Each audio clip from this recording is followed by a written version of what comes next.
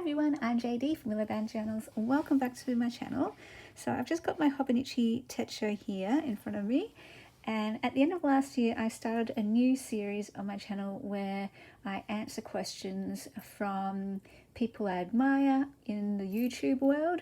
And so the first set of questions I answered were from Kirk from Psychology in Seattle. I am a patron of theirs, absolutely love their channel, and I've learned so much from them. So I've already done videos on Psychology in Seattle's questions, Johanna Clough's questions, and Olivia's questions from the Brown Satchel.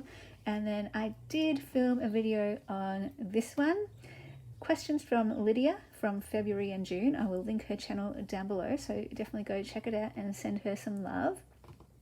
And I accidentally deleted the process video. So before I went to Melbourne, I filmed about 30 videos, and some of them I still needed to do voiceovers for. And yeah, just with all those videos and putting them up every day while I was in Melbourne, I try to keep everything organized and delete things when I've put them up. And obviously I know of 2 videos that I deleted accidentally. This was one of them. So I'm just coming here now. It's a bit late, but I'm going to share my answers to the lovely Lydia's questions, and let's get into it. So what is your typical daily routine? So this has changed a bit since I did write this last year. But I'll just go off what I had last year. So I usually got up at around 9 to 10-ish, 10 a.m. and then I would film videos for my channel from the moment I got up until about 2 p.m, so until lunchtime. So at 2 o'clock is around when I get hungry, and I know my kind of schedule is a bit later than the mainstream. I am a night owl, so I tend to stay up late and get up late, and therefore eat my meals later as well. So yeah, lunch is usually at around 2 o'clock-ish, and I try to read while I have lunch. With the new year and the holidays, my whole routine has kind of been thrown out a bit, but hopefully I'll get back into this. From 3 to 6 p.m, I no longer do videos for my channel because the sun, it creates shadows on my desk, so that's why I do my filming in the morning. By the afternoon, it's just shadow world. But yeah, I can get quite a lot of videos done, from I do have to say I don't film straight away necessarily because I'm just waking up. So for the first half hour when I get up, I'm usually either catching up on journaling or doing some easy craft project just to wake myself up. And then when I feel like I've got my energy back and I'm awake, that's when I start my filming. So I get about a good 2 to 3 hours of filming done in the morning though. And then that's why often people would ask me, how do you always have so many videos on your channel? 3 hours a day, that's all it takes. I don't know if some people have this image of me filming videos 24 hours a day. Nope, 3 hours a day, and it's not every day. So I don't necessarily film every single weekday. For those who don't know, Willow Journals and YouTube is my full-time job. But yeah, because I do 3 hour chunks or 2 to 3 hour chunks of filming, I can, easily get 5 videos done in that time. And so even if I just did 3 days of filming, which is pretty normal for me, I usually do about 3 days of filming, if not more, because honestly for me it's really easy to film videos in the morning, because when I'm crafting I just film it. And that's how I generally ended up with a backlog of videos, and I'll get so confused about the order of putting them out, and you'd hear me on my channel say, I might have put this video out or not, because I can't remember because there's so many. But that's how I do it. I don't film every second of my life. It's literally just this 2 to 3 hour time frame in the mornings, and it's not even every single day of the week. Unless I'm inspired, then it might be every day of the week. And then from 3 to 6 p.m, because I can't film anymore, that's when I just do my own journaling and crafting off camera. And then while I'm doing that, that's when I'm listening to podcasts. I used to watch YouTube videos of crafters in the background, but I don't do that. I haven't done that for a long time actually. Sorry about that. Dog barking, had to stop filming. Try to pick up where I left off. I was saying how I used to watch 24/7 every weekday, every weekend, just crafting videos. That was back when I was like obsessed with junk journals and just couldn't get enough. And over the years, I've kind of mellowed out. And so I started branching out and discovered podcasts. And now I listen to quite a lot of podcasts, and I find it very, very enjoyable and not only entertaining, but I learn from them too. And so I often will craft so that I can listen to a podcast. Sometimes if I am bored and I don't necessarily feel like crafting, but I want to listen to this podcast, I can't just sit there and listen. That's where crafting helps. I can just do something with my hands and listen to the podcast. And other times it's because, this episode comes out and I really want to listen to this episode. So it's like, okay, what craft can I do while I am listening to this podcast? And so, literally, anytime that I'm crafting, if I'm not filming, I would be listening to podcasts. I love podcasts. They're the best. I love them. Anyway, and then I would do that until around maybe 6 o'clock, give or take. I might have a break and read for a bit. But then around 6 o'clock, that's when I stop for dinner, and the family I live with, they tend to watch a TV show or something. We watch a series together. Currently we're watching Blacklist, and so I'll go out there with them and eat dinner with them and watch whatever they're watching. But then after that, depends on the day. Like some days we'll watch our series or TV show, we'll do 3 episodes in one go, and so by the time that's finished it's late, and I might just go straight to reading and go to bed. But other times they'll only watch 1 episode, so it's like, okay, I'll come back in to my room and I will then craft again or journal or read or whatever it is. So for me, crafting isn't just my job, it's what I do to fill in my time as well. Again, people are like, you're a machine, how can you make so many journals? And it's because for that one I pretty much am crafting 24 hours a day, but it's not just because it's my job, it's because it's what I would do anyway. And so from the moment I wake up to the moment I go to bed, if I'm not eating or socializing or at my dance classes or whatever, then I am crafting, I'm making stuff. And honestly, that's been something I've had to get a bit more balance around, because crafting on the one hand has been something that has been really good for my well-being, in the sense of it gives me some sense of purpose, and I get to create something beautiful at the end of the day, and I get to look at that and be excited that I did that thing, and it stops me from wasting the day and from doing nothing, which I tend to do. My whole life I could tend to just daydream the whole day, so, and crafting also helps me just to focus on what I'm crafting on, instead of spiraling down. When I had depression and anxiety, I would just spiral down, and crafting helped me get out of that, or junk journals helped me to get out of that. But at the other side, crafting can also, for me, be a distraction from other life things that you need to be doing. Facing some things. If you're just busy crafting and watching a video, or crafting and listening to a podcast, you're never spending time with your own thoughts and your own feelings. And I realized that maybe it kind of turned a corner. Instead of crafting helping my well-being, crafting became an escape. Crafting became an unhealthy escape of my own internal world. And so I have found myself not only that, but just not having that desire to craft as much as I used to, and not having the desire to make journals as much as I used to. And that's when I was confronted with, oh my gosh, what do I do now? Panic, panic, panic. What do I do? And often I would just go straight back to crafting because it's like, I can't deal with this. It feels uncomfortable. This is scary. And I'll just go straight back to crafting to get all those thoughts at bay and that spiral that I could loop down into. And that's what I mean by it can be unhealthy, because I kind of need to just be able to sit and be able to face that stuff and lean into that discomfort instead of block it out and escape through crafting. And I don't know if anyone can relate to this. Like, this has been a new development for me.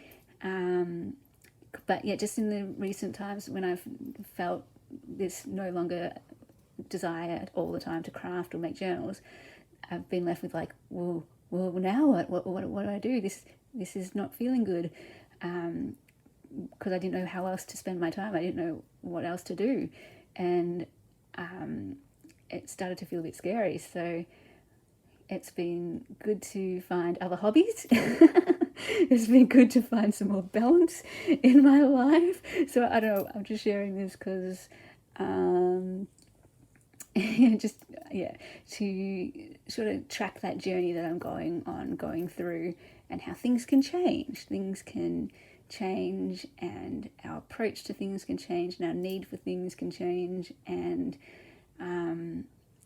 so I have been trying to do other stuff to fill in time as well.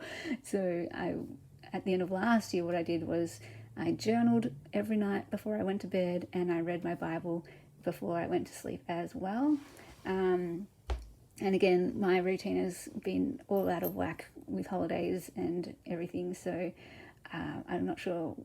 I think February is when I'll probably try to get back into a routine. And with the Intentional Life course, that's where I will get into the nuts and bolts of that. I'll look at schedule and budget and just how I want to spend my time and what activities bring me joy and what to cut out in my life if it's dragging me down or whatever.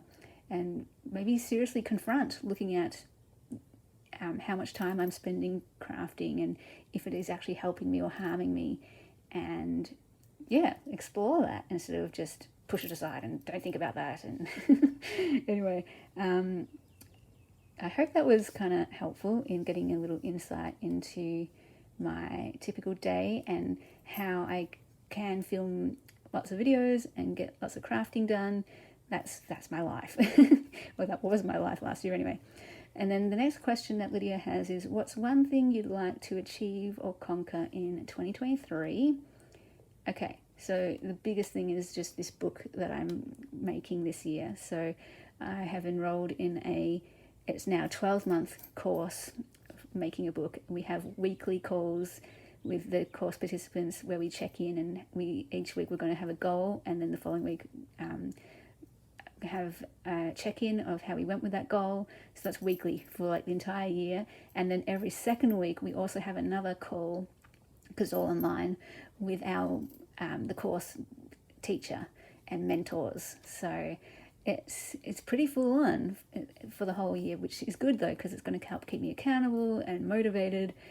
And that's my big thing this year though, is working on that book. And along with that, I wrote here to journal and make art and tell my story through writing, photo, paper, ephemera, paint, art and collage. That's how I want to, last year how I thought I wanted to do this book. I might do it a bit differently, but we'll see. And I want to go through all my journals and go through all my things and just find all my pieces. And I feel like this bookmaking process will just help a lot as well with what I was talking about here about escaping, and like the bookmaking process will help me to lean into discomfort and face my thoughts and feelings and actually go there and have space and time to explore that and reflect and write about it, rather than just be like, oh no, can't think about that, craft, quick, do something with my hands, don't think about that. So this book, I feel like, has one of the reasons why I'm doing it this year is so I can explore all this stuff and step into it and lean into it. Okay, and then what are you most thankful for in the last year? Keanu. I mean, I'm thankful for a lot of things, but, off the top of my head, he always comes first to mind at the top of any list of what are you grateful for, or what makes you smile, what gives you comfort. Keanu, for sure. He is so helpful. And I know who talked about this. Someone talked about this. When you are going through stuff, or when you have something like depression or anxiety or whatever, you having an animal to look after is so helpful, because it takes you outside of yourself. It gives you a reason to get up every day, because you've got another life that is depending on you, and that has been just so helpful. And it's not just that, but he just brings joy to my life. He makes me laugh all the time, makes me smile, and love his snuggles in the morning, and just love how I grew up with him in that he grew up with me, or whatever. I raised him since he was just 4 weeks old. It's a tiny little thing, so I know everything about him, about his personality and his quirks, and he knows me, because he's known me for all of his life except for those first 4 weeks. And yeah, it's like, the bond that you have with an animal, it's a special thing. And if you came with a warning label, what would yours say? See, I love these deep questions and getting into psychology and vulnerability and all that, and I hope to share more of that this year, as you can hopefully maybe see. And then let me just read this, because it was a while since I wrote this. Yes, okay, so this is quite vulnerable, but I think many people can relate, because I used to think I was the only one, but when I started sharing stuff like this, people were like, me too.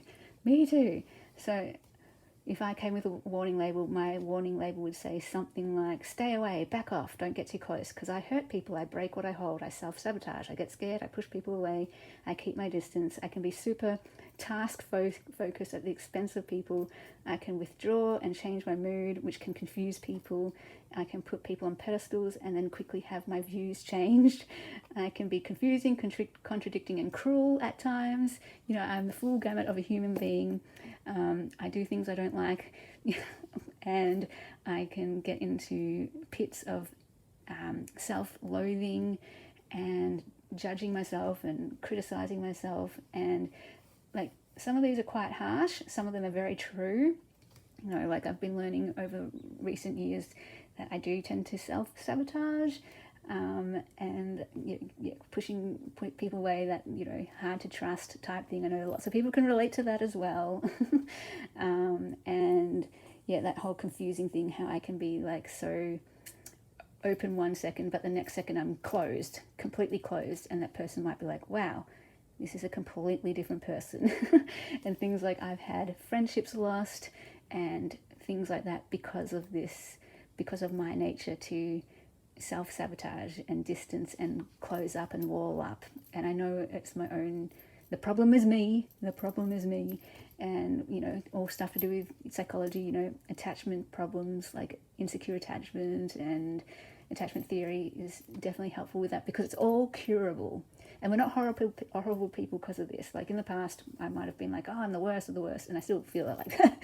But let's be honest. But to know, there's this part of my brain that knows, which I didn't have this part earlier, but now I have this part that knows humans are flawed and it's all okay.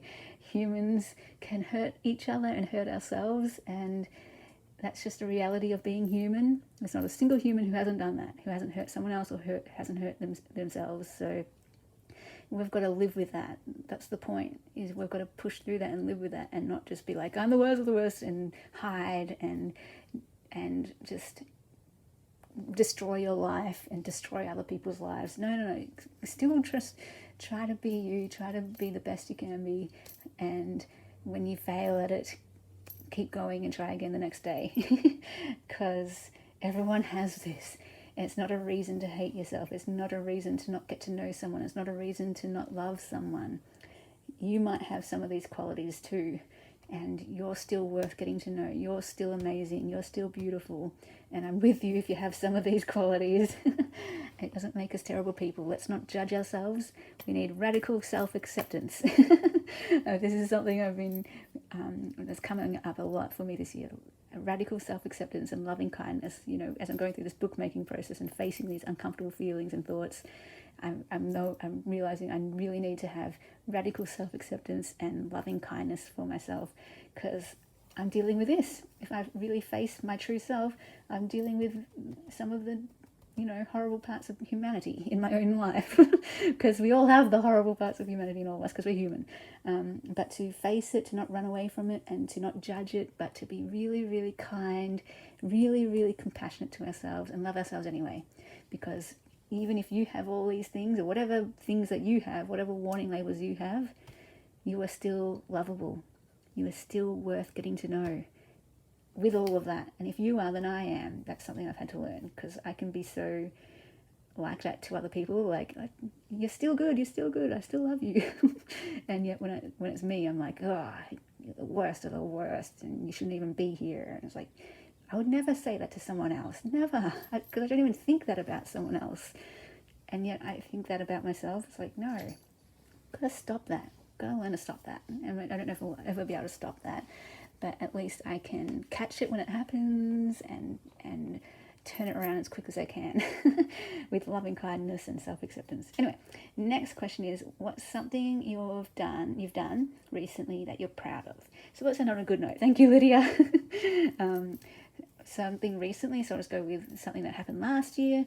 The Intentional Life course and Inspiration Journal course were two courses that I ran for the very first time last year. The Intentional Life course was a paid course, but the Inspiration course was a free one on my channel, which anyone can access anytime. It will always be there on my channel. And both of those courses had wonderful feedback from people about how it helped them, whether living intentionally or filling up a journal with inspiration. And that feedback makes my day, because it makes me feel like I'm contributing to the world, I'm helping people, I'm living with purpose. And so those two courses were two things I was proud of last year, and excited to do the Intentional Life course 2023. And I've already kind of started my second inspiration journal. It's not a course or anything, but I'll share some flip throughs of that eventually when I do more pages. I've only done like 2 pages so far. But yeah, I shared a sneak peek of that with my patrons. And since then, I haven't done anything with it yet, but I will share that later on. And then the other thing, the most recent thing, I guess, is at the end of last year, and this year, I signed up for the bookmaking course, and that's a huge leap of faith. It is super expensive. My whole savings pretty much went to that. And that's why it's quite terrifying to, again, kind of live on as a small business owner, you live week to week. It's like you're just grateful for any little thing that comes in the week. It's like, oh, good, I can pay my board this week.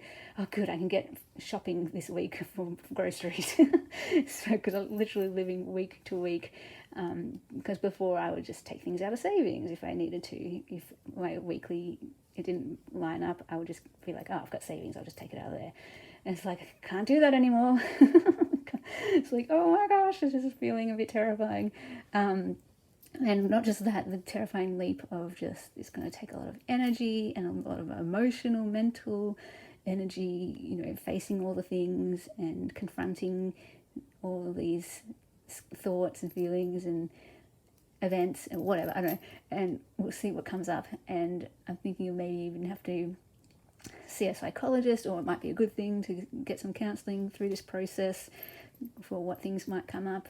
And then, so it's an intense year-long course, and I'm super excited about it, because my biggest dream is to write books and publish books and to share memoirs and life writing that can help me and help others.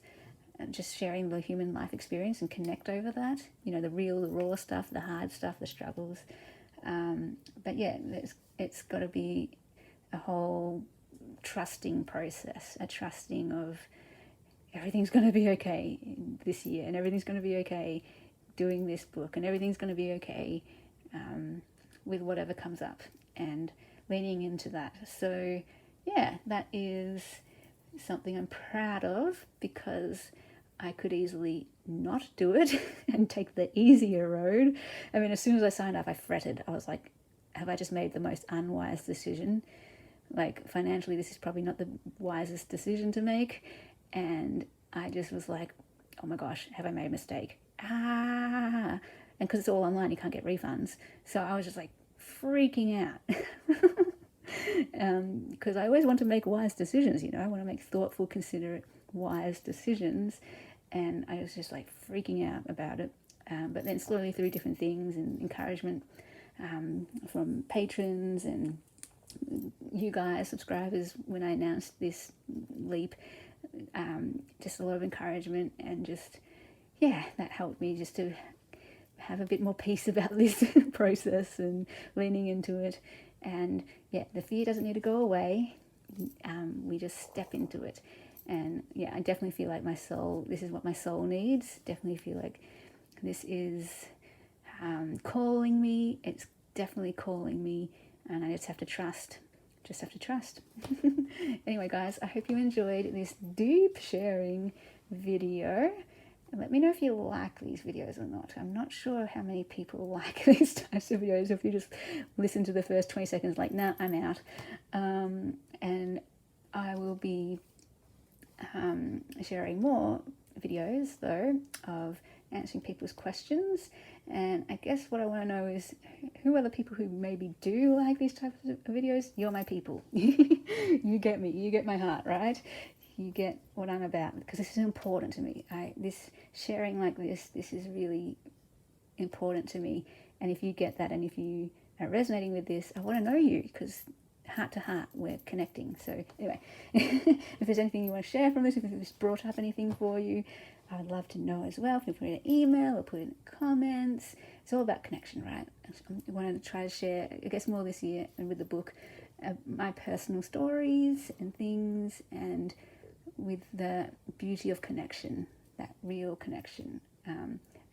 Yeah, okay, I'm rambling on long enough. I hope you're doing really well. Big thank you to Lydia for these questions. Go check out her channel and send her lots and lots of love, and I will see you in the next video. Bye, guys.